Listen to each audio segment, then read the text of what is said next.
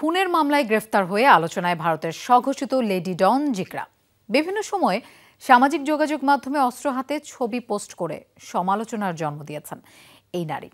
অস্ত্র আইনে যেতে হয়েছিল কারাগারে। অভিযোগ রয়েছে গ্যাং গঠন করে অপরাধ কার্যক্রম পরিচালনার। 17 বছরের এই এক কিশোর হত্যার অভিযোগে এবার তাকে গ্রেফতার করেছে দিল্লি পুলিশ।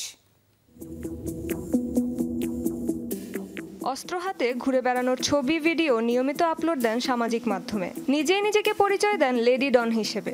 এক কিশোর হত্যাকাণ্ডে নাম জড়ানোর পর আলোচনায় ভারতের কথিত সোশ্যাল মিডিয়া সেলিব্রিটি জিকরা। গুঞ্জন রয়েছে গ্যাংস্টার হাসিম বাবার সাথে প্রেমের সম্পর্ক ছিল স্বঘোষিত এই লেডি ডনের। একসময় কাজ করতেন হাসিমের তৃতীয় স্ত্রী জয়ার দেহরক্ষী হিসেবে। জয়াই তাকে সরবরাহ করত অস্ত্র, অর্থ। একসময় নিজে গড়ে তোলেন অপরাধ চক্র। পুলিশের অভিযোগ, জিকরার নেতৃত্বে 10 থেকে 15 সদস্যের এই গ্যাং নানা অপরাধে জড়িত।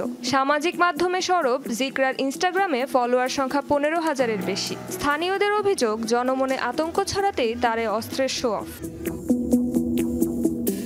গত বৃহস্পতিবার দিল্লিতে ছুরিকাঘাতে নৃশংসভাবে খুন হয় 17 বছরের কিশোর কুনাল। চাঞ্চল্যকর হত্যাকাণ্ডে মানুষের মাঝে ছড়ায় ব্যাপক ক্ষোভ। জড়িত সন্দেহে আটক হওয়ার পর নতুন করে আলোচনায় জিকরা। ওই কিশোরকে হত্যার সময় সে ঘটনাস্থলেই ছিল। কিছুদিন আগেও অস্ত্র আইনে জেল খাটেন এই লেডি ডন। জামিনে মুক্তি পেয়ে নাম জড়ালেন কুনাল হত্যাকাণ্ডে। রেজবানা সায়মা, যমুনা নিউজ।